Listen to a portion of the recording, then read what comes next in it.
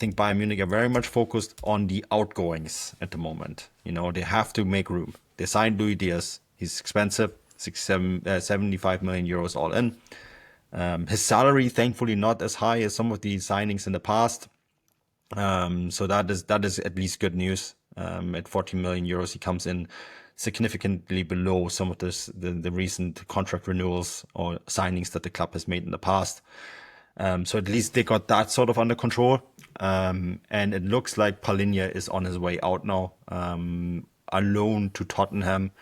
I'm hearing conflicting things, Stefan. I've been told by some this is the one with an obligation to buy. Some are saying it's for an option to buy.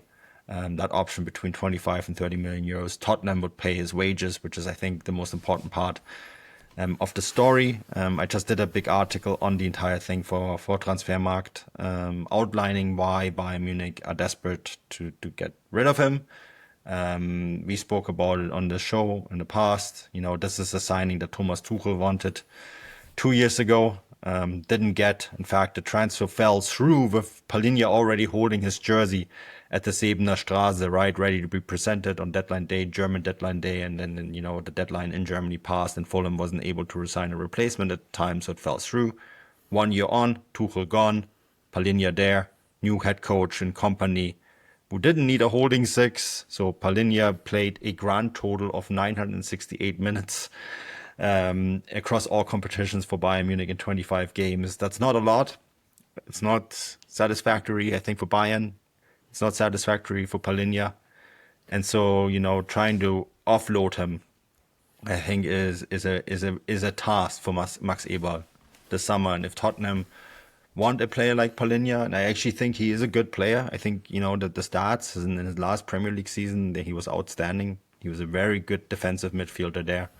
And if Tottenham and Thomas Frank think that they can get the best out of him, I think this could be a good signing for them, and it could be a win-win for everyone. Yeah, absolutely. This actually reminds me of a theory I have about players in Scotland moving to the Premier League, midfielders in particular who play for Celtic and Rangers.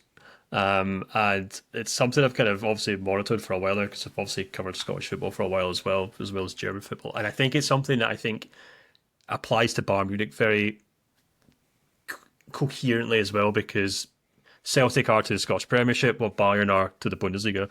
And basically it goes along the lines of to be a successful central midfielder at a club like Celtic, where you dominate in the league, you basically can't be a defensive midfielder, because they play every game with 90% of the possession. They park on the opposing box. And unless you can curl a ball into the top corner, or you can pick out through balls, or you can dribble by players, there's really no need for a midfielder who just sits there as, a hatchet man, as we would say, who's just there to break up counterattacks, because very few counterattacks happen. So there's no real need for them.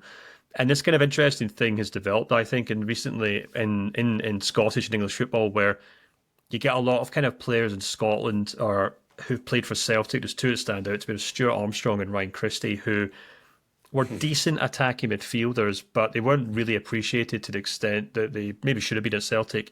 They then go to England, and instead of being average attacking players, they become really good box-to-box players in the Premier League for Southampton or Bournemouth, because that's what they're actually very good at. They're very physical, they're very energetic, they're box-to-box players who can tackle, who can run, who can counter-attack.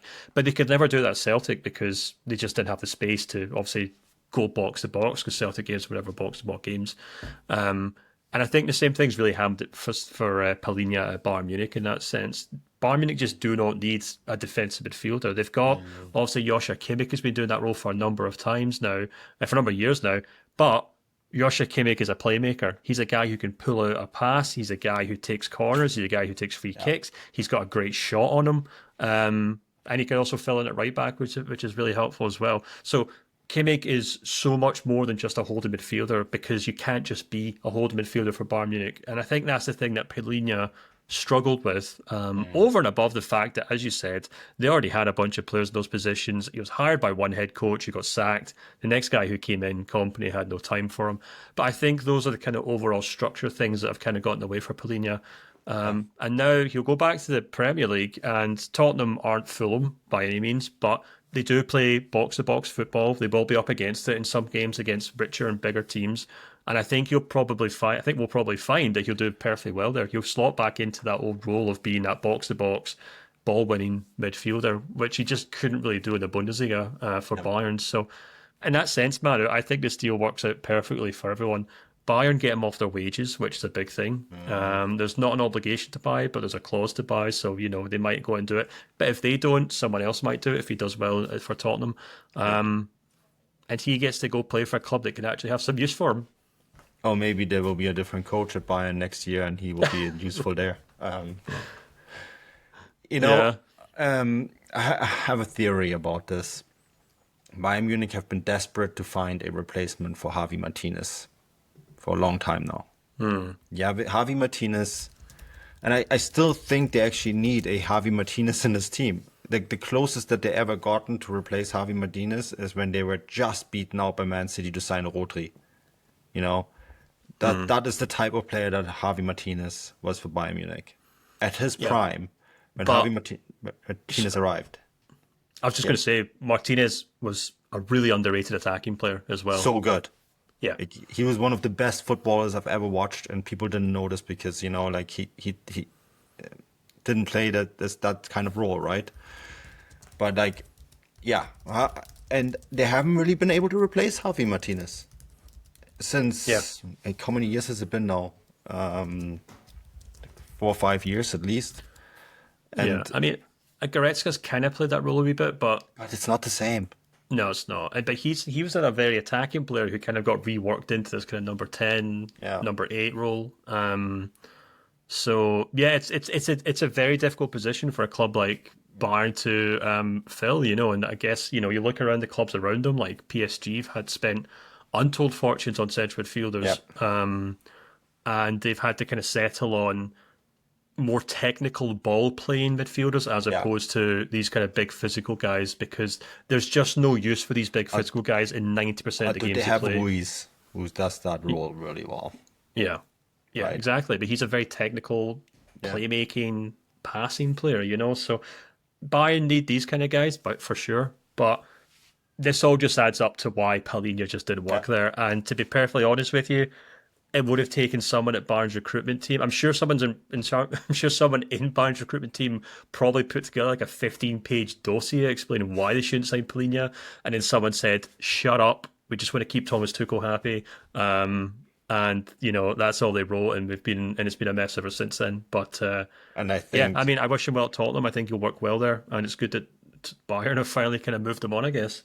I think they made a deal with Palhinha in Fulham that the next year they would sign him, and then the problem was, of course, that Tuchel was gone. And exactly. That's an issue.